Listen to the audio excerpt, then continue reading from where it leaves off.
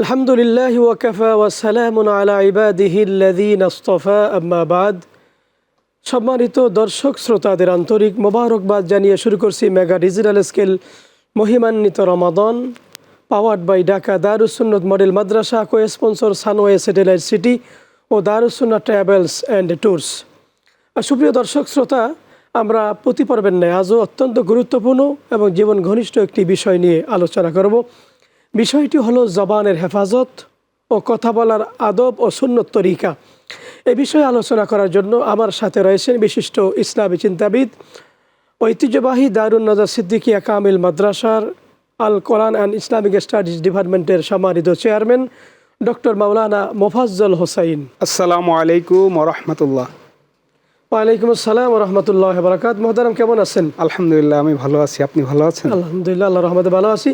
তো জবানের হেফাজত গুরুত্বপূর্ণ একটি বিষয়। এই বিষয়ে যদি আপনি কোরআন সুন্নাহর আলোকে আলোকপাত করেন। আলহামদুলিল্লাহ, অত্যন্ত গুরুত্বপূর্ণ এবং জীবন ঘনিষ্ঠ একটি বিষয়ের আপনি সূচনা করেছেন এবং বিষয় সিলেক্ট করেছেন। জবানের হেফাজত এটা তো একজন মুমিনের জন্য সর্বসময়ই দরকার, বিশেষ করে রমজান মাসে এটা আরও বেশি দরকার। পবিত্র কোরআনুল কারীমের মধ্যে আল্লাহ রাব্বুল আলামিন ইরশাদ করেছেন, ওমা ইয়ালফিজু মিন কাওলিন ইল্লা লাদাইহি রাকীবুন আতীদ। মা ইয়ালফিজু মিন কাওলিন ইল্লা লাদাইহি রাকীবুন আতীদ। যে একজন ব্যক্তি সে তার জবান থেকে যা বলে না কেন সবকিছু আল্লাহ রাব্বুল আলামিন ফেরেশতাদের মাধ্যমে রেকর্ড করে রাখেন। তো আমার কথাগুলো ভালো মন্দ যা বলি না কেন আমার সব কথাগুলো রেকর্ড করা হয়। জন্য আমার সতর্ক থাকতে হবে, আমার জবানটাকে হেফাজত করতে হবে। অশালীন কথাবার্তা, অসৌজন্যমূলক কথাবার্তা, আজে বাজে কথাবার্তা, এগুলো থেকে আমার জবানটা হেফাজত করা একান্ত জরুরি। বিশেষ করে রমজান মাসে এটা তো আরও বেশি জরুরি, কারণ হাদিস শরীফের মধ্যে আসছে, রাসূলুল্লাহ সাল্লাল্লাহু আলাইহি ওয়াসাল্লাম ইরশাদ করেছেন, মান লাম ইয়াদা কাওলা যুরি ওয়াল আমালা বিহি ফালাইসা লিল্লাহি হাজাতুন আইয়াদা তাআমাহু ওয়া শারাবাহু। রাসূলুল্লাহ সাল্লাল্লাহু আলাইহি ওয়াসাল্লাম ইরশাদ করেছেন, যে ব্যক্তি রমজান মাসে রোজা রাখলো অথচ তার জবানটাকে হেফাজত করতে পারলো না, মিথ্যা কথা, অনার্থক কথা, অনার্থক ফাহেসা কর্ম থেকে সে তার নিজেকে কন্ট্রোল করতে পারলো না, আত্মরক্ষা করতে পারলো না, বেঁচে থাকতে পারলো না, ওই ব্যক্তির রোজা রাখার, সারাদিন না খেয়ে থাকা আল্লাহ তাআলার কাছে কোনো প্রয়োজন নেই। অর্থাৎ যে ব্যক্তি রোজা রাখার পরে তার জবানকে হেফাজত করতে পারবে না, অনার্থক অশ্লীল কর্মকাণ্ড কথাবার্তা ছাড়তে পারবে না, তার রোজা আল্লাহ তাআলার দরবারে কবুল হবে না। এই জন্য রমজান মাসে নিজের জবান হেফাজত করা এটা অত্যন্ত গুরুত্বপূর্ণ বিষয়। রাসূলুল্লাহ সাল্লাল্লাহু আলাইহি ওয়াসাল্লামের ব্যাপারে উম্মুল মুমিনিন হযরত আয়েশা রাদিয়াল্লাহু তাআলা আনহা তিনি বলেছেন, বুখারী শরীফের মধ্যে হাদিস শরীফে এসেছে, লাম ইয়াকুন ফাহিশা ওয়ালা মুতাফাহিশা। রাসূলুল্লাহ সাল্লাল্লাহু আলাইহি ওয়াসাল্লাম ইচ্ছাপূর্বক অনিচ্ছাপূর্বক কোনো অনার্থক কথাবার্তা বলতেন না, অনার্থক কোনো কাজ করতেন না। এজন্য রমজান মাসে হোক আর রমজানের বাইরে হোক, জবানের হেফাজতের একজন মুমিনের জন্য অত্যন্ত গুরুত্বপূর্ণ একটি বিষয়। রাসূলুল্লাহ সাল্লাল্লাহু আলাইহি ওয়াসাল্লাম জবানের হেফাজতকে এতটাই গুরুত্ব দিয়েছেন, তিনি ইরশাদ করেছেন, মান আদমান লিমা বাইনা লিহিয়াইহি ওয়া মা বাইনা রিজলাইহি আদমান লাহুল জান্নাহ। যেই মুমিন বান্দা, যেই উম্মত এই বিষয়ে আমাকে ওয়ারেন্টি দিতে পারবে, সিওরিটি দিতে পারবে যে সে তার জবানকে কন্ট্রোল করতে পারবে, সে তার লজ্জাস্থানকে কন্ট্রোল করতে পারবে, এই আমানতদারি তার যদি সিওরিটি, নিশ্চয়তা সে আমাকে দিতে পারে, তাহলে আমি আল্লাহর হাবিব তার ইন্তেকালের পরে পরকালে তার জন্য আমি জান্নাতের গ্যারান্টি দিলাম। সুবহানাল্লাহ। এই জন্য রাসূলুল্লাহ সাল্লাল্লাহু আলাইহি ওয়াসাল্লাম একদিকে যেমন আমাদের জবান হেফাজতের ব্যাপারে উৎসাহ দিয়েছেন, সাথে সাথে জবানের যদি হেফাজত করতে আমরা না পারি সে বিষয়েও রাসূলুল্লাহ সাল্লাল্লাহু আলাইহি ওয়াসাল্লাম বলেছেন। একবার একজন সাহাবী রাসূলুল্লাহ সাল্লাল্লাহু আলাইহি ওয়াসাল্লামকে জিজ্ঞেস করলেন, ইয়া রাসূলুল্লাহ, ইয়া হাবিবাল্লাহ, আমরা মুখ দিয়ে যেই কথাবার্তা বলি সেখানে যদি কোনো খারাপ কথাবার্তা আমরা বলে ফেলি, সেজন্যও কি আল্লাহ তাআলা আমাদেরকে মুআখাজা করবেন, আমাদেরকে পাকড়াও করবেন? কাল কিয়ামতের ময়দানে এ বিষয়ে কি আমাদের জবাবদিহিতা করতে হবে? রাসূলুল্লাহ সাল্লাল্লাহু আলাইহি ওয়াসাল্লাম বললেন যে, ইয়াকুব্বুন নাসু ফিন্নারি আলা মানাখিরিহিম আও আলা উজুহুহিম ইল্লা হাসাইদু আলসিনাতিহিম। যে কাল কিয়ামতের ময়দানে যে সমস্ত মানুষদেরকে উপর করে তার কপালের উপরে, নাকের উপরে ছেঁচড় দিয়ে জাহান্নামে প্রবিষ্ট করা হবে, এই মানুষগুলো আর কেউ না, এই মানুষগুলো হলো যারা নিজেদের জবানকে অনর্থক কথাবার্তা থেকে হেফাজত করতে পারে নাই, জবান থেকে অনর্থক কথাবার্তা বের হয়েছে, সেই মানুষগুলো কাল কিয়ামতের ময়দানে তাদেরকে উপর করে নাক মুখের উপরে ছেঁচড় দিয়ে তাদেরকে জাহান্নামে প্রবিষ্ট করা হবে। এই জন্য জবানের হেফাজত করা এটা আমাদের মুমিন হিসেবে আমাদের একান্ত জরুরি, বিশেষ করে এই রমজান মাসে রোজার হুরমত, রোজার আদব রক্ষার্থে আমাদের জবানকে অবশ্যই কন্ট্রোল করতে হবে। আল্লাহ তাআলা আমাদেরকে সেই তৌফিক দান জি, মহতারাম সুন্দর বলেছেন। আমরা রমজানুল মুবারক পুত পবিত্র সময়ে আমরা জবানকে কিভাবে হেফাজত করতে পারবো। অনেক লোক আছে শুধু চলতেই থাকে, মুখ দিয়ে কথা বলতেই থাকে। তো এই যে অতিরিক্ত কথা বলা, বাচাল বলা হয়, তো এই কথাকে আমরা কিভাবে কন্ট্রোল করব বা কি করণীয় আমাদের আছে? আপনি সুন্দর একটি বিষয়ের অবতারণা করেছেন। আসলে জবানের হেফাজতের জন্য সবথেকে বেশি গুরুত্বপূর্ণ যেটা, সেটা হলো তাকওয়া অবলম্বন করা। অর্থাৎ আমি প্রথমে যে আয়াতটা বলেছি যে আমাদের জবান থেকে যে কথা বের হয় সেই কথাটা রেকর্ড করা হয়। তো আমার কথা যখন রেকর্ড করা হয়, আমার অন্তরের মধ্যে যদি এই ভয় থাকে যে আমার মুখ থেকে যদি কোনো আজে বাজে কথা বের হয়, ফাহেসা কথা বের হয়, কোনো গালমন্দ আমি করে থাকি, সেগুলোর জন্য কাল কিয়ামতের ময়দানে আল্লাহ তাআলার দরবারে আমার মুআখাযার সম্মুখীন হতে হবে, জবাবদিহিতার সম্মুখীন হতে হবে, এই ভয় যদি অন্তরে আমাদের থাকে, তাহলে আমাদের জবানটা হেফাজত করা সম্ভব। সাথে রাসূলুল্লাহ সাল্লাল্লাহু আলাইহি ওয়াসাল্লাম আমাদেরকে যে উৎসাহ দিয়েছেন যে আমার জবানের যদি আমি হেফাজত করতে পারি, আল্লাহর হাবিব আমাকে জান্নাতের গ্যারান্টি দিয়েছেন, এটার উৎসাহটা, উদ্দীপনাটা আমার মনের মধ্যে গেঁথে রাখা দরকার। সাথে সাথে আল্লাহ রাব্বুল আলামিনের দরবারে দোয়া করা দরকার। দোয়া এমন একটা জিনিস যেটাকে আল্লাহর হাবিব বলেছেন আদ-দুআউ সিলাহুল মুমিন, দোয়া হলো মুমিনের অস্ত্র। এটা সর্বক্ষেত্রে সর্ব জায়গায় আল্লাহর কাছে দোয়া করা এটা মুমিনের একটা একান্ত জরুরি একটা বিষয়। আল্লাহ তাআলার কাছে আমরা বারবার বেশি বেশি আল্লাহ তাআলার কাছে দোয়া করব। যেহেতু রমজান মাস, একজন মুমিন যত সময় রোজাদার অবস্থায় থাকে তত সময় তার দোয়া আল্লাহ তাআলা কবুল করেন।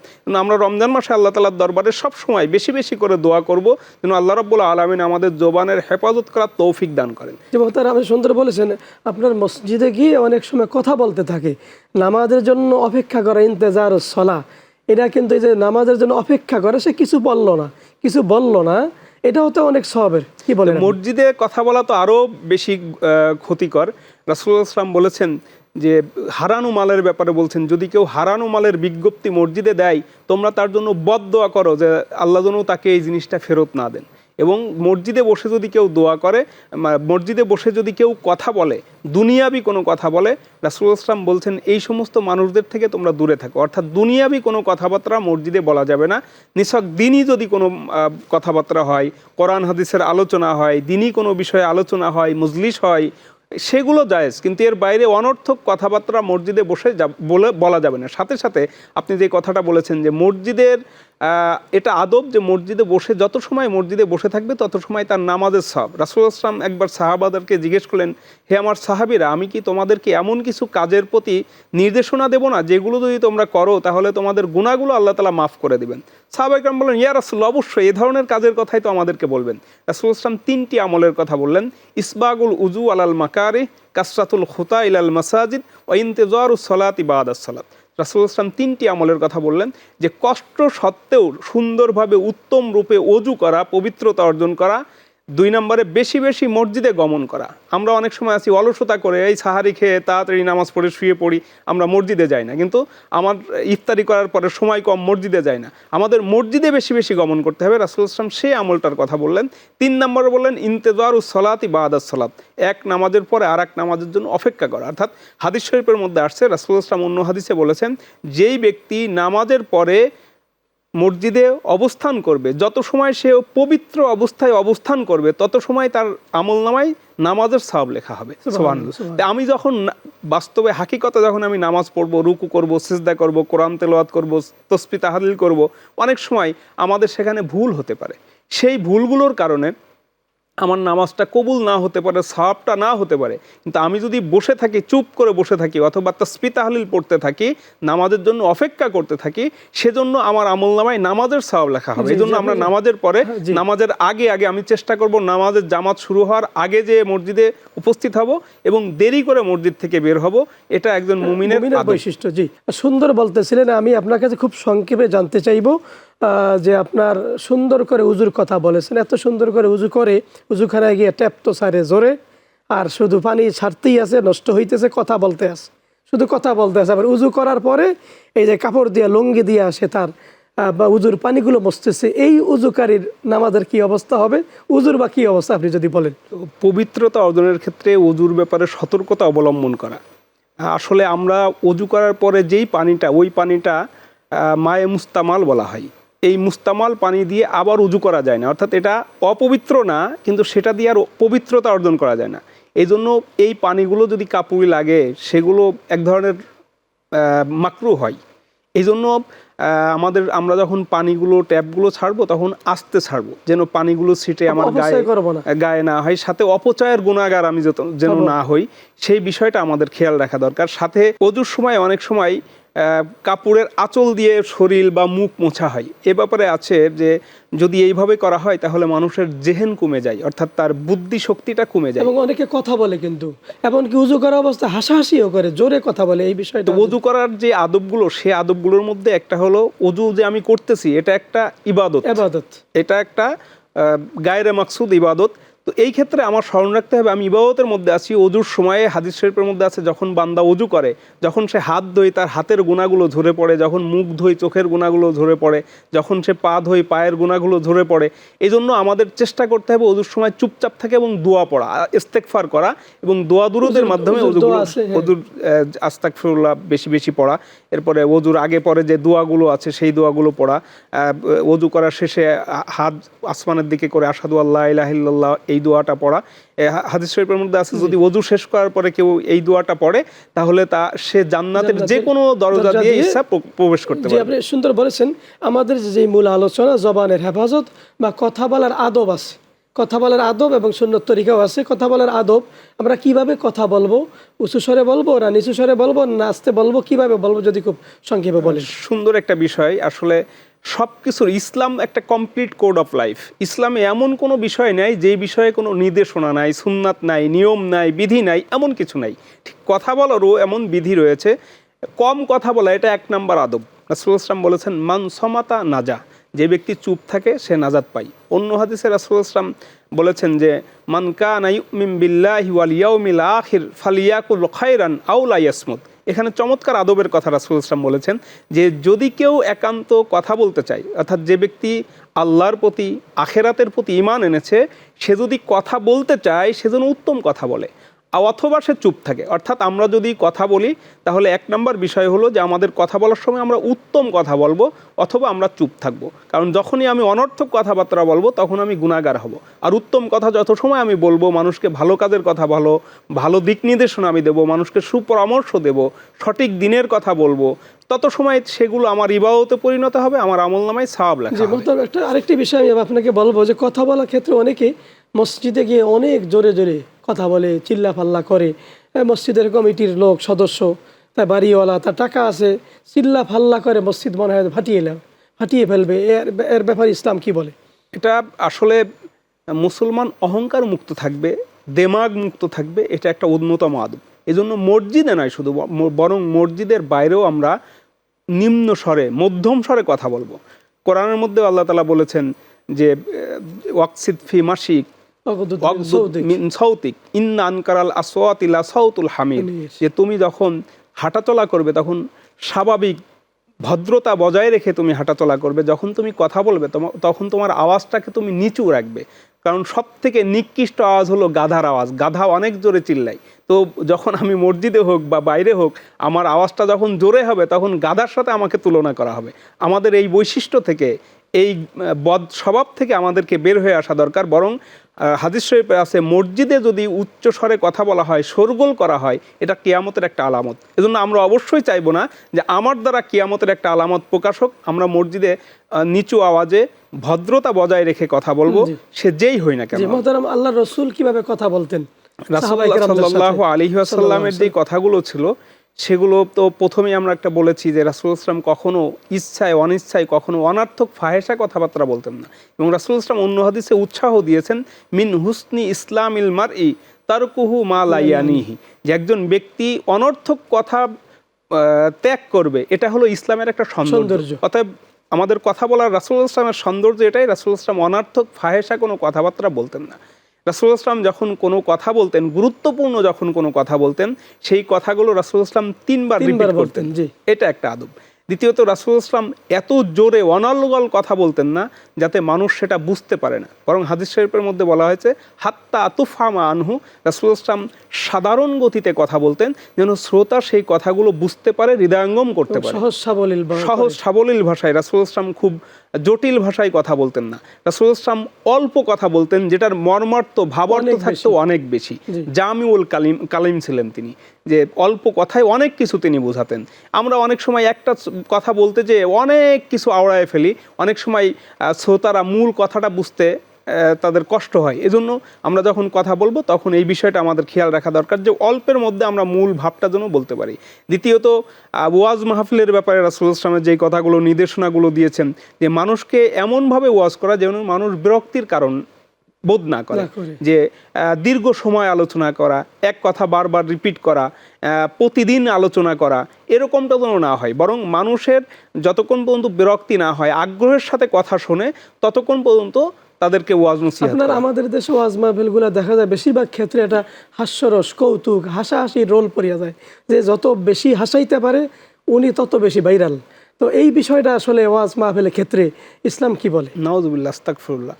আসলে বাস্তবতা হলো যে ওই যে প্রথমেই যে কথাটা বলেছি যে ইসলাম হলো কমপ্লিট কোড অফ লাইফ, ওই ওয়াজেরও তো সুন্নাত আছে। আমরা এমন আছে অনেক বক্তা আছে যে স্টেজে বসে সুন্নাতের ওয়াজই করে কিন্তু তার ওয়াজের সুন্নাতটা সে বজায় রাখে না।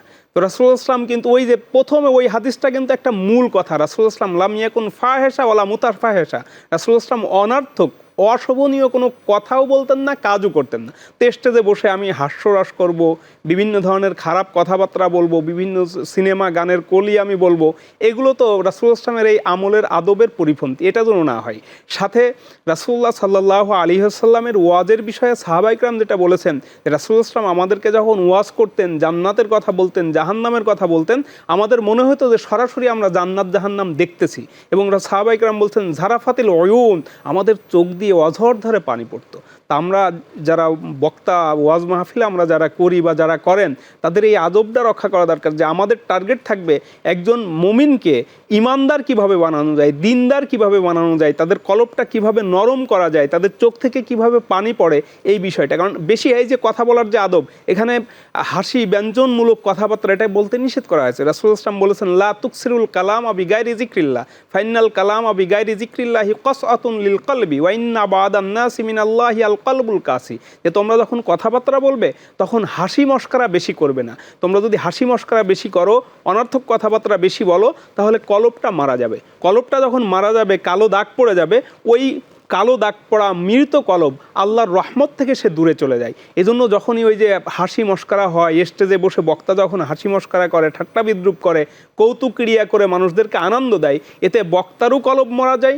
শ্রোতাদেরও কলব মারা যায়। আর এটা আল্লাহ ওই মাহফিলের যেই রহমত পাওয়ার মূল কারণ ছিল, সেটা থেকে আসল উদ্দেশ্য থেকে ব্যাহত হয়। এই বিষয়টা আমাদের খেয়াল রাখা দরকার। কথা বলার জন্য আরও যে আদব, বিশেষ করে অনেক সময় এক মজলিসে ছোট বড় অনেকে একসাথে থাকে, সেখানে ছোটরা বড়দেরকে টপকায় কথা বলে। রাসূলুল্লাহ সাল্লাল্লাহু আলাইহি ওয়াসাল্লামের কাছে একবার একটি প্রতিনিধি দল এসে যখন কথা বলতেছে, ছোট্ট যে সে ব্যক্তি আগে কথা বলতে শুরু করলো, রাসূলুল্লাহ সাল্লাল্লাহু আলাইহি ওয়াসাল্লাম বললেন না, কাব্বিরিল কুবার, বড়দেরকে তোমরা আগে দাও, বড়রা আগে কথা বলবে, এরপরে প্রয়োজন হলে ছোটরা কথা বলবে। বড়রা থাকতে ছোটরা কথা বলা, এটা কিন্তু আদবের খেলাপ। এই বিষয়টাও আমাদের খেয়াল রাখা দরকার। আল্লাহ তাআলা আমাদেরকে এই কথা বলার যে আদবগুলো আছে সেগুলো লক্ষ্য রাখার তৌফিক আমাদেরকে দান করেন, এবং আল্লাহ রাব্বুল আলামিন আমাদের জবানকে হেফাজত করেন যেন আমরা জান্নাতের অধিবাসী হতে পারি। আল্লাহ তাআলা আমাদের সকলকে কবুল করেন। জি, শুকরিয়া, জাযাকাল্লাহ। ডক্টর মাওলানা মোফাজ্জল হোসাইন সুন্দর আলোচনা করেছেন, আপনাকে অসংখ্য মোবারকবাদ। আপনাকেও মোবারকবাদ। সম্মানিত দর্শক শ্রোতা, আপনারা দেখছেন মেগা ডিজিটাল স্কেল মহিমান্বিত Ramadan, powered by Dhaka Darus Sunnat Model Madrasa, co-sponsor সানওয়ে Satellite City ও Darus Sunnat Travels and tours. আমরা অনুষ্ঠানে একেবারে শেষ পর্যায়ে চলে এসেছি। ইনশাআল্লাহ আগামী পর্বে নতুন কোনো বিষয়ে নতুন অতিথির সাথে দেখা হবে। আল্লাহ রাব্বুল আলামিন সে পর্যন্ত আমাদেরকে সুস্থ, সুন্দর ও নিরাপদে রাখুন, এই কামনা শেষ করছি। আল্লাহ হাফেজ। আসসালামু আলাইকুম ওয়া রাহমাতুল্লাহি ওয়া বারাকাতুহু।